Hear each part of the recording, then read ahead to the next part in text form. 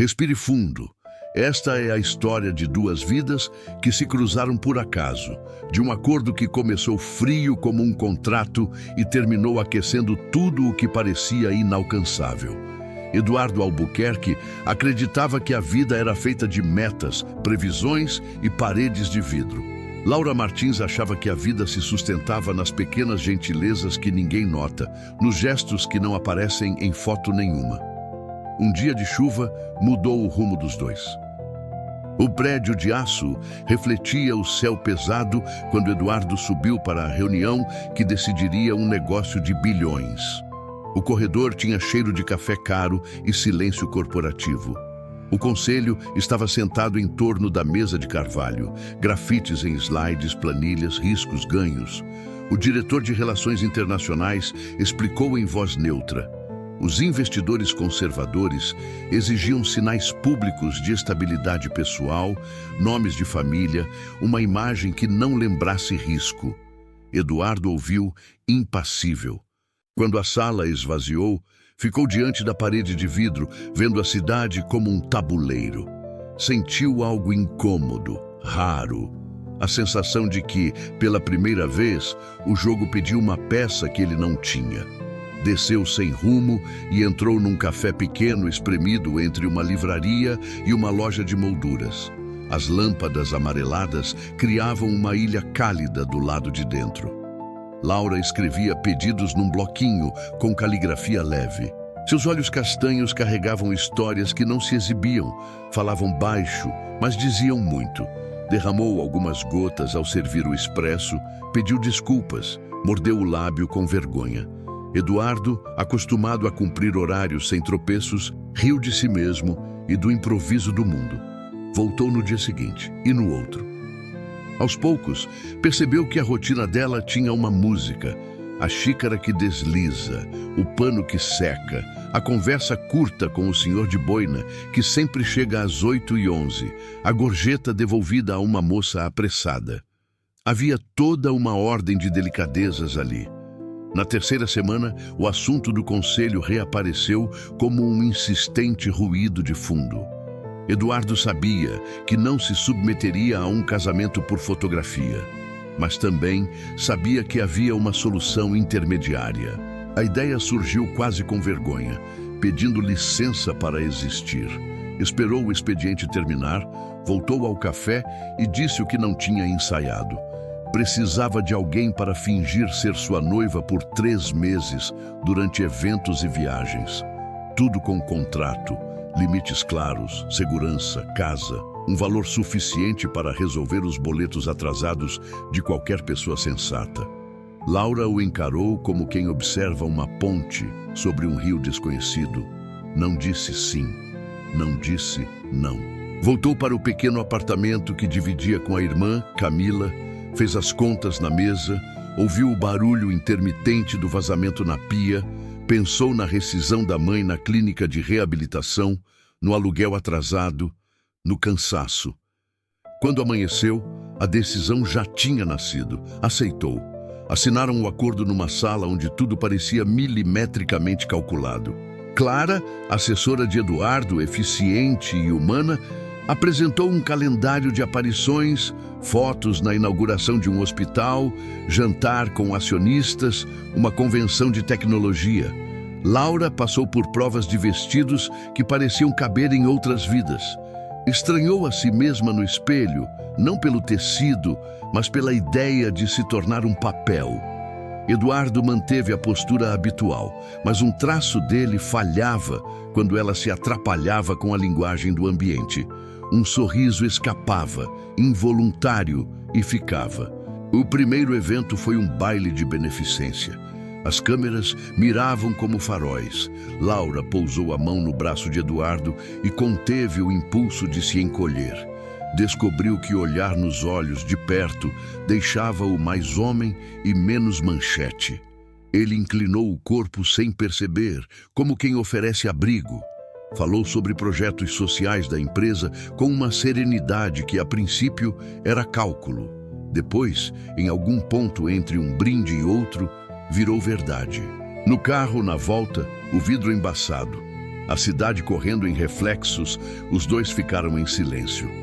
Havia uma torrente que não cabia no idioma do contrato. Vieram os dias de ajuste fino, ensaios de resposta, voz baixa em público, mãos entrelaçadas quando necessário, um beijo na testa com a naturalidade da mentira bem feita. Só que a mentira esbarrou em detalhes que não sabiam fingir. O riso de Laura quando um garçom se confundiu na bandeja. A maneira como Eduardo segurou uma senhora que tropeçava. A noite fria em Campos do Jordão, em que um vinho ficou esquecido na mesa enquanto os dois conversavam sobre livros que marcaram ausências. Laura contou que lia crônicas antigas para se sentir menos só. Eduardo revelou que guardava bilhetes que a mãe deixava na geladeira, com receitas de bolo e recados simples. De repente, a biografia dele tinha cor. Clara percebeu antes deles. Aproximou-se de Eduardo no corredor e disse apenas uma frase: "Você está respirando diferente." Ele não respondeu, mas soube que era verdade. O ritmo do coração mudara de planilha. No escritório, Mauro, consultor ambicioso e eficiente, farejou fraqueza como quem fareja oportunidade. Observava tudo com olhos de quem calcula proveitos.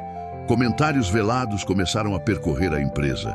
Assédio, golpe, encenação. Eduardo percebia o burburinho e apertava os dentes. Não era homem de explicações, mas também não era mais o homem que não sentia. O primeiro beijo aconteceu sem coreografia, longe de plateias. Chovia. O elevador parou entre andares por alguns segundos. A luz piscou. Os dois se olharam como quem encontra um farol no escuro. Não houve urgência, não houve pressa, houve alívio. Quando as portas se abriram, um mundo tinha mudado sem mudar nenhum móvel de lugar. A partir dali, viveram à beira de um fio tênue. Fingiam com mais verdade e sentiam com mais cautela.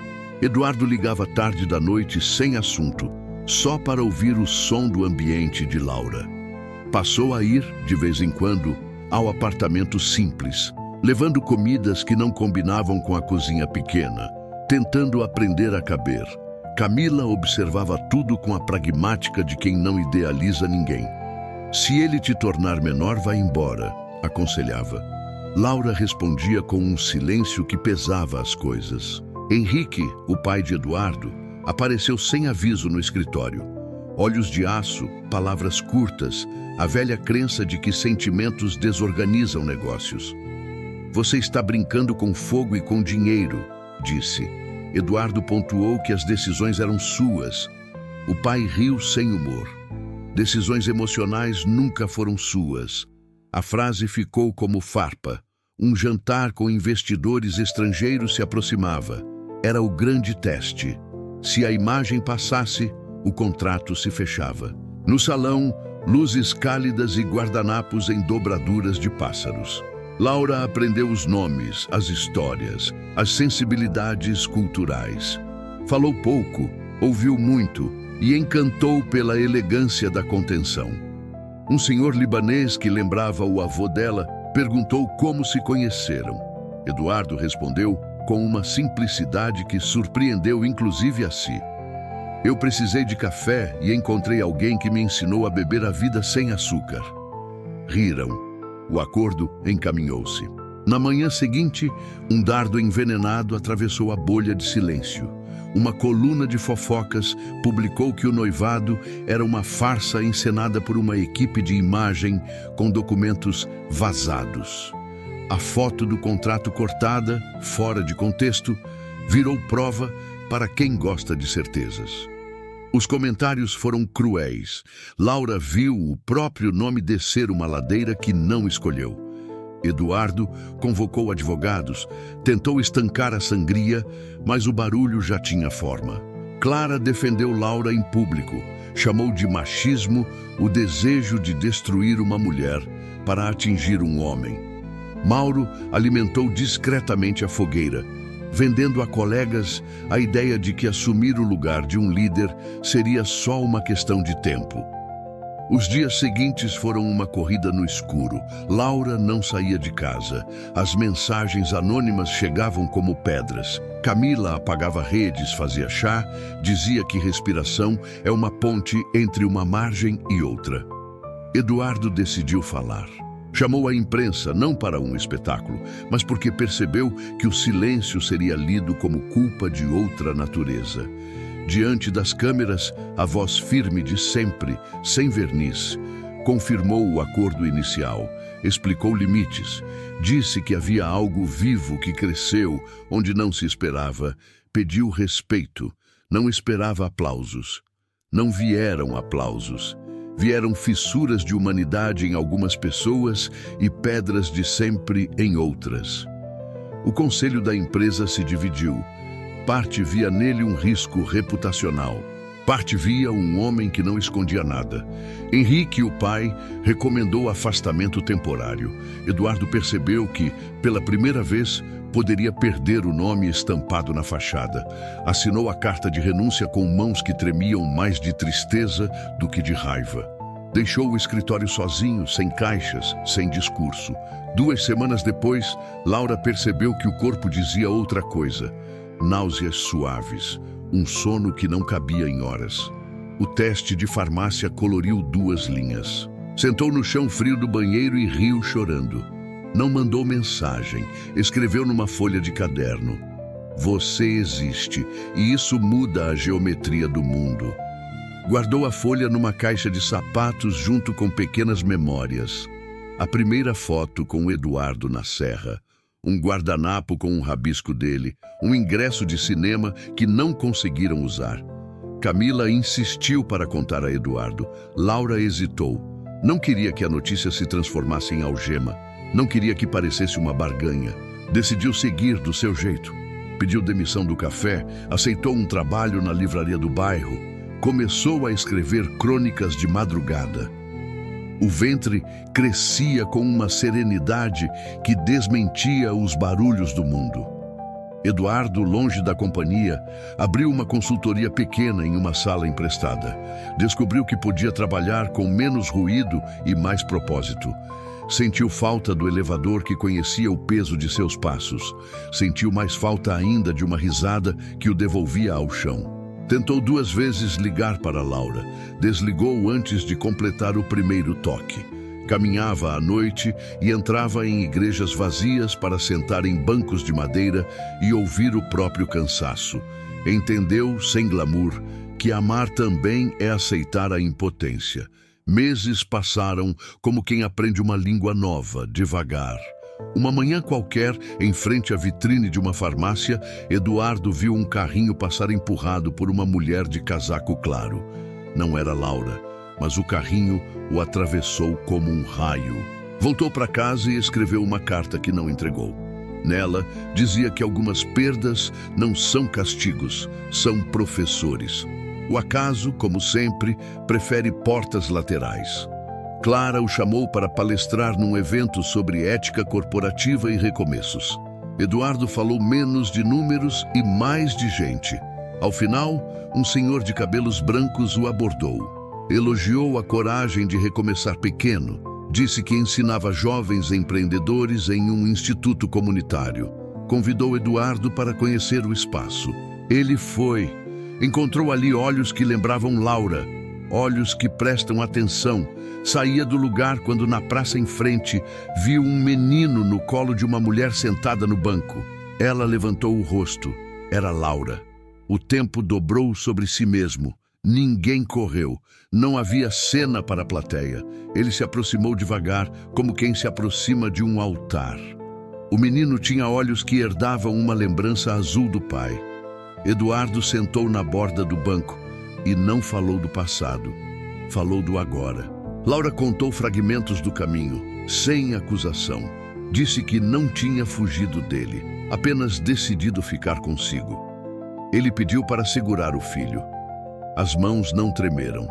O menino tocou a barba dele e riu com um som que parecia campainha de casa antiga.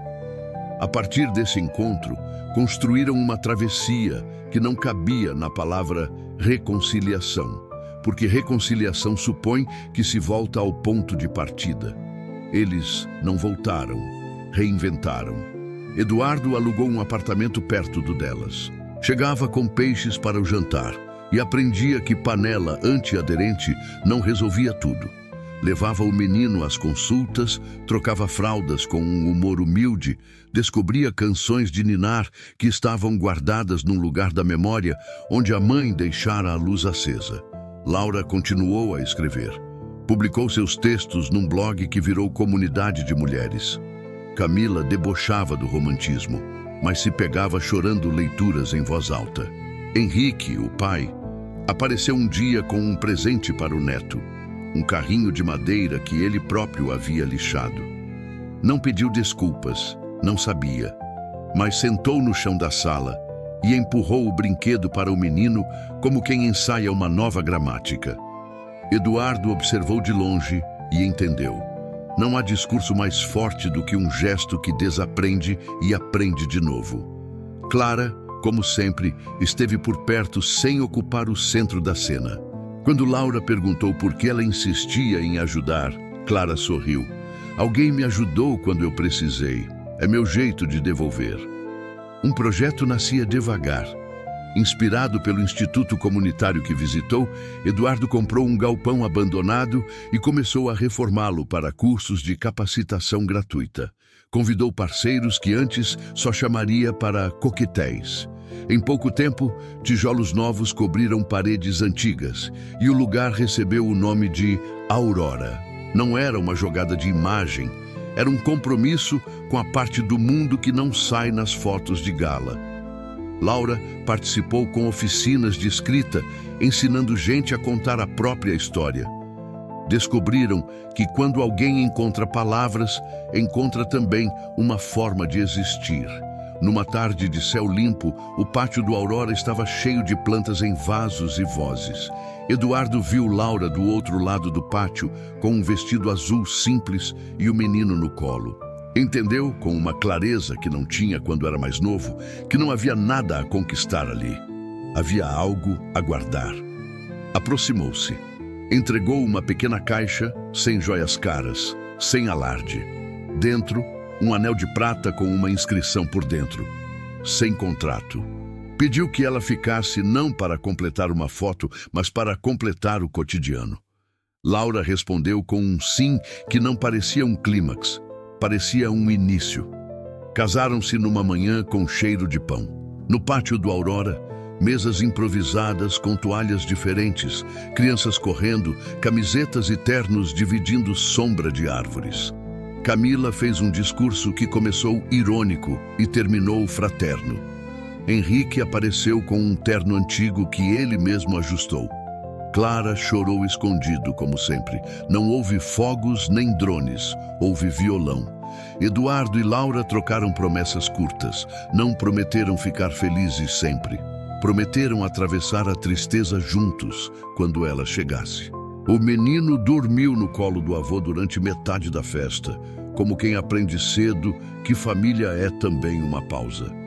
Depois do casamento, a vida não virou propaganda. Houve contas, febres noturnas, reuniões canceladas por febre infantil, e-mails respondidos do banco da praça. Houve também jantares de macarrão com molho apressado que pareceram banquetes. Eduardo aprendeu a virar panqueca sem que caísse no chão. Laura aprendeu a confiar quando a sombra do medo aparecia. Com o tempo, ela publicou um livro de crônicas. O lançamento foi no café onde se encontraram. A dona pendurou fotos de ambos ao lado do balcão.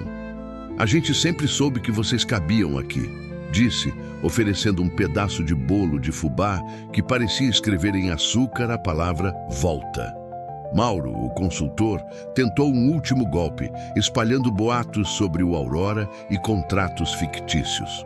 A comunidade respondeu por eles. Pais, alunos, gente que tinha encontrado trabalho graças aos cursos, gravaram vídeos dizendo o nome completo, o antes e o depois. A tentativa desmanchou-se num dia. Eduardo, que no passado enfrentaria com litigância, enfrentou com testemunho.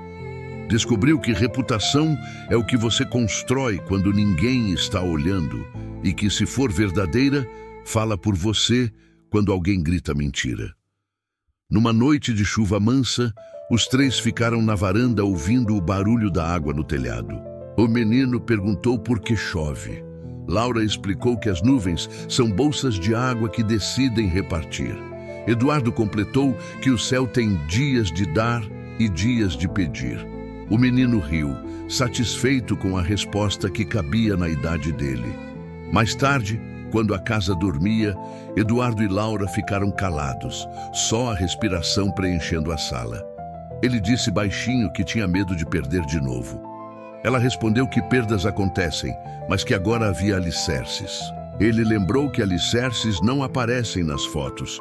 Ela disse que é por isso que sustentam as casas. O silêncio que veio depois não pedia tradução. Os anos avançaram com a elegância das coisas que não precisam provar mais nada. O Aurora cresceu, atravessou bairros, ganhou um braço de tecnologia, outro de artes. O menino virou garoto, depois pré-adolescente, com perguntas mais compridas e respostas mais curtas.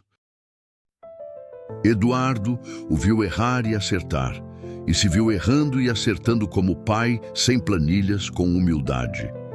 Laura seguiu escrevendo, às vezes sobre eles, às vezes sobre gente que encontra força nos lugares invisíveis. Eles comemoraram aniversários com bolo simples e velas tortas. Sofreram despedidas inevitáveis, incluindo a de alguém que chegou ao fim do seu caminho em paz. Aprenderam a chorar sem esconder. O amor não virou uma vitrine, virou um quintal com sombra. Um fim de tarde, voltaram ao café do primeiro dia. A cidade era a mesma e outra. A cadeira junto à janela ainda arranhava o chão na mesma marca, como se guardasse a posição do início. Sentaram-se sem cerimônia. Não precisavam explicar nada a ninguém. Pediram um expresso e um cappuccino com canela por hábito. Eduardo olhou as mãos de Laura, segurando a xícara com a mesma delicadeza de antes, e percebeu que o mundo, por mais que girasse, tinha o peso exato naquele gesto. Laura olhou a rua pelo vidro e pensou na quantidade de pessoas andando com suas histórias, sem ninguém para narrar. Sorriu do jeito que sorri quando a vida deixa um bilhete. Estou aqui. Se você chegou até aqui, leva consigo um pedaço desse caminho. Talvez reconheça uma esquina da sua própria história, a renúncia que doeu, a esperança que insistiu, a coragem de recomeçar quando ninguém aplaudiu. Que o amor que não cabe em contrato encontre o seu endereço. Que a verdade, mesmo quando custa caro, não esqueça de voltar com os juros da paz. E se este relato te tocou de algum modo, conte o que sentiu, diga de onde você ouviu, compartilhe com alguém que precisa de um lembrete simples. A vida se ajeita quando a gente escolhe o que sustenta.